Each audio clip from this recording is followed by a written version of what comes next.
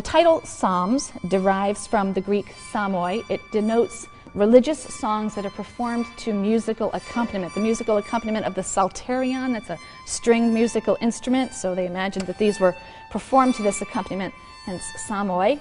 And it's the Septuagint's translation of the Hebrew title Tehillim. The Hebrew title Tehillim probably means, or does mean, praises. The Psalms were only collected into a large anthology in the post-exilic period. We can be pretty sure of that, the 5th or the 4th century. But many, particularly those that are attributed to professional temple musical guilds, are thought to have been used in the temple service. Many of them date from very early pre-exilic times. The temple staff provided the Psalms with musical and liturgical notations. I don't mean musical notes, but I mean words indicating some sort of musical or liturgical use. And those are preserved for us in the text. We don't, for the most part, really know what they mean. They're technical. Some superscriptions and notes seem to be telling us the tune or the kind of musical accompaniment for the psalm, whether it was on stringed instruments or flutes. Most of the Psalms really tell us very little, however, about the time and circumstance of their composition. Several, it seems, were to be used at royal coronations, which would mean that they were written when Davidic kings still ruled in Jerusalem. Psalm 45 is an example of a love song that's written in celebration of the king's marriage with a foreign bride. So this is also of pre-exilic date. So Psalm 45, verses 11 through 18. This would have been sung probably at a royal wedding. Take heed, lass, and note, incline your ear. Forget your people and your father's house, and let the king be aroused by your beauty, since he is your Lord. Bow to him. O Tyrian lass, so she's from Tyre to the north, the wealthiest people will court your favor with gifts, goods of all sorts. The royal princess, her dress embroidered with golden mountings, is led inside to the king. Maidens in her train, her companions, are presented to you. They are led in with joy and gladness. They enter the palace of the king. Your sons will succeed your ancestors. You will appoint them princes throughout the land.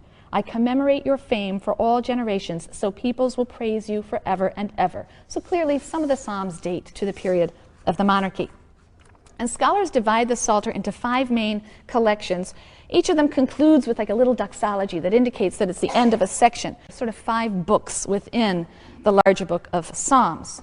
The latest of these, they probably go somewhat in chronological order. So we think number 5, for example, is probably the latest of the group because it's the one where the manuscripts that were found at Qumran show the greatest variation, which suggests that they had continued fluid for some time before being finally fixed.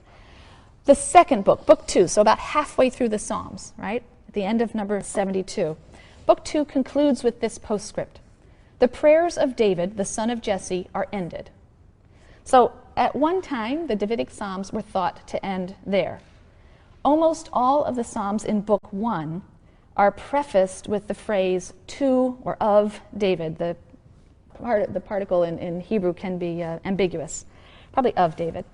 And to this old first temple nucleus, you had other collections then gravitating. So for example, all of the Psalms between 120 and 134, they all bear the same title, A Song of Ascents. They were songs that were probably sung by pilgrims on pilgrimage to Jerusalem because from any direction you go to Jerusalem, you have to go up. And so you go up to Jerusalem.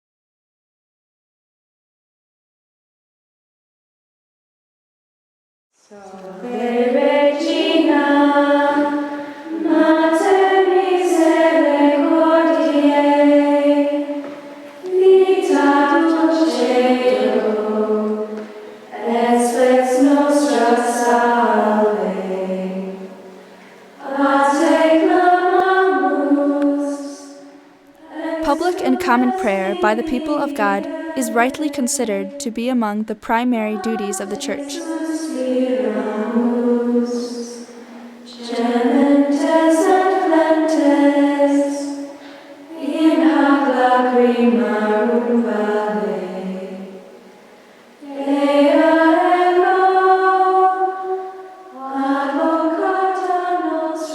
The Liturgy of the Hours is one prayer. It's the official prayer of the Church, the universal Church, which includes the priests and religious and laity. It's the public and common prayer of the Church, and it's ordered to the various hours of the day.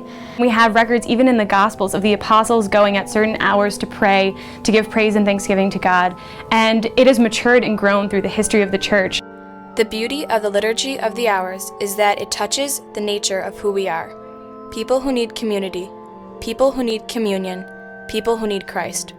You're entering into something that has come long before you, and that many, many people have prayed, and that many people pray all around the world. One of the great things about the Liturgy of the Hours is that it can be prayed anywhere and with anyone. Most of the sacraments that we have to go to a church, and there has to be a priest present for it. But with the Liturgy of the Hours, all you need is the book. There are several different volumes, but even with just one book, the shortest one, you can pray it anywhere and go anywhere with it. Because the Liturgy of the Hours marks our days for God, it reminds us that God is in every moment of our day, every part of our day, and it's from that kind of base or foundation or whatever you want to call it, it's from that we go out to invite people to be disciples of Jesus, to be in relationship with God. The Liturgy of the Hours is related to our call to evangelize because we ourselves cannot evangelize and bring people to God if we have not yet been touched by God's grace. I'm originally from Colombia, and then sometimes I think in Colombia they're saying this exact same prayer in Spanish, but yet in other countries they're saying it in their own language. It's really cool how they're just praying it and understanding it in their languages, but yet to God it's just one language. I think that many young Catholics today think the Liturgy of the Hours is an old and outdated form of praying, but the reality of it is radically different. During it, you just relax and you completely forget about the outside world. It's just you and God and the community. Everyone in the world at that same time in different languages who is Catholic is saying it with you. The Liturgy of the Hours is very calming, and it's kind of intimidating at first, but it makes you feel peaceful and it unites you to God and makes you feel a lot closer to Him. The Liturgy of the Hours is Christ's gift to us, His Church on earth. As we pray, we experience the harmony of our mind and our voice, and become worthy, attentive, and devout. It is then that we join in the celebration of the Church in heaven. Add your voice.